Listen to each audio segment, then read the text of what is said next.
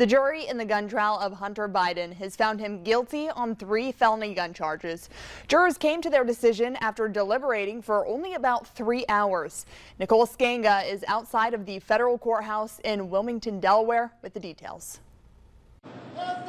The jury in Hunter Biden's criminal gun trial has found the president's son guilty of possessing a gun while being a drug user and making false statements about his drug use when buying that gun in October 2018. Jurors reached their verdict on the first full day of deliberations. During 6 days of testimony, the jury heard from a parade of witnesses, including members of the Biden family. Jurors also heard audio excerpts from Hunter Biden's memoir. I used my superpower, finding crack anytime, anywhere. Prosecutors presented text messages Hunter Biden sent to his brother Beau's widow, Hallie Biden, when they were in a relationship. She testified 2 days after Hunter Biden purchased the gun. He wrote he was sleeping on a car smoking crack.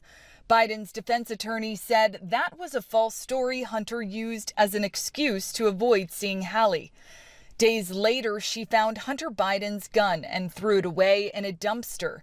Biden's defense told the jury he considered himself in recovery and no longer a drug user when he bought the firearm. The jury, made up of 6 men and 6 women, did not ever hear directly from Hunter Biden. He chose not to take the stand.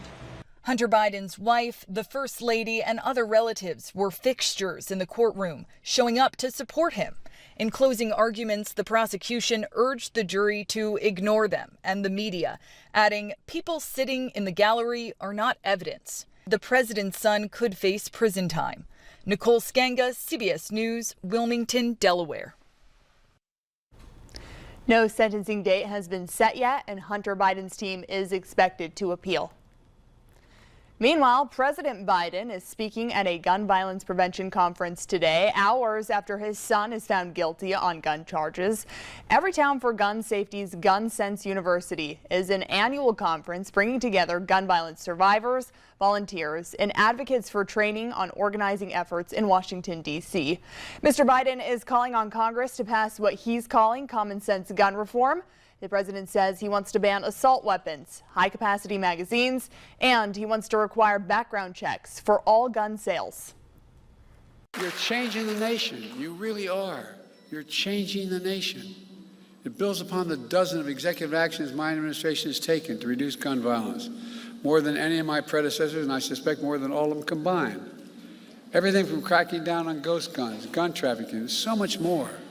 Folks, we're not stopping there. In other news, Miami police announced the arrest of a 73-year-old man accused of shooting another man and starting a massive fire at an apartment complex that displaced more than 40 residents yesterday morning. Police have arrested Juan Figueroa on attempted murder and first-degree arson. Police were called to the Temple Court Apartments there and found a man who had been shot on the 3rd floor. He was taken to a local hospital in critical condition. In addition to the person who was shot, 4 others required medical assistance. 3 firefighters were also hospitalized for smoke inhalation. Well, there must have been some sort of an argument, and the discussion obviously escalated, where Mr. Figueroa produced a firearm, shot the victim, and then fled the scene. It was something out of a movie, and it was something that we practiced for. We had over 75 people in that apartment. We were challenged with taking everybody out, making sure everyone was fine. We haven't seen a fire like this in over 25 years in the city of Miami. Authorities said over 40, mostly elderly residents, were rescued from the blaze. U.S. lawmakers are working to bring 4 Americans home from China where they were found after they were wounded in a stabbing attack. The victims are affiliated with Cornell College, a small liberal arts school in Iowa.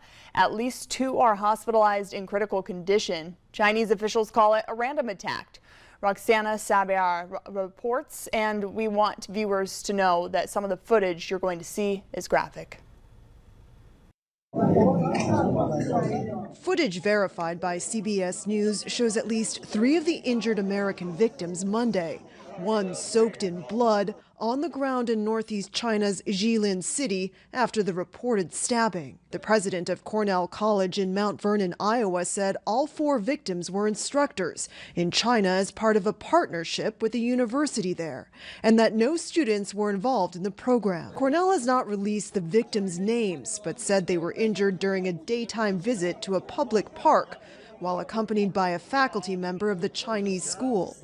Iowa State Representative Adam Zabner told CBS News one of the victims is his brother, David.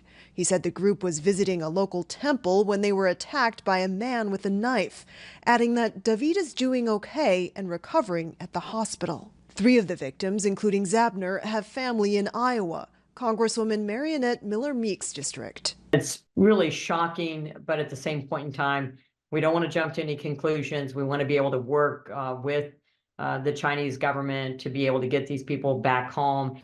Police in Jilin confirmed this morning that a 55-year-old suspect is in custody. They say the man stabbed all 4 Americans after one of them bumped into him.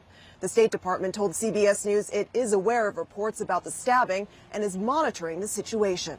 Roxana Saberi, CBS News, Mount Vernon, Iowa. Stick around. Joseph is back next with a look at your forecast. Stay with us, everyone.